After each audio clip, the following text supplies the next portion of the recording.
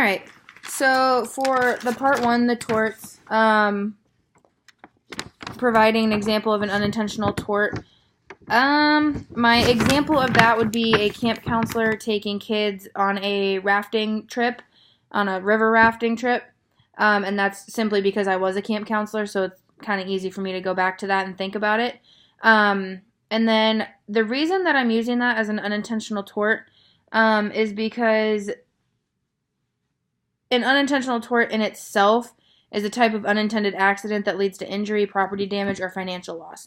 So if I took this group of kids on a river rafting trip and I failed to give them life jackets and one of them fell in and drowned, I could be found negligent at that point.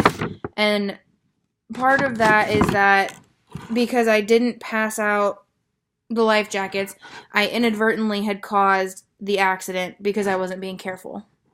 And I would be considered negligent because I failed to exercise the same degree of care that a reasonable person would have in the same situation.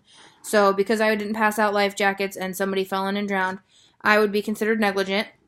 And at that point, it would have been by an act of omission rather than commission. And that is because I should have handed them out but did not. And then I kind of got stuck here with like the misfeasance, nonfeasance, and malfeasance.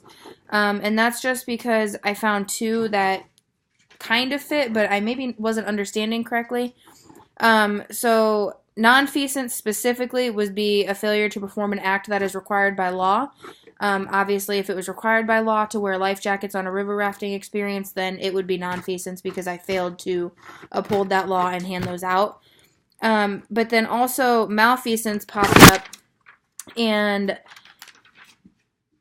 it's basically wrongdoing, especially by a public figure, and I didn't know what they considered to be a public figure. So is that somebody of high importance? Is that somebody who, does a camp counselor fit into that category?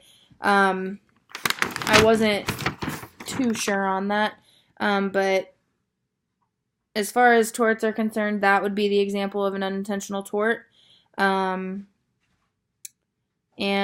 again, like I said, it was an act of omission. And then I think, kind of talking about it now, it's more nonfeasance rather than malfeasance, but that's just kind of where I'm at.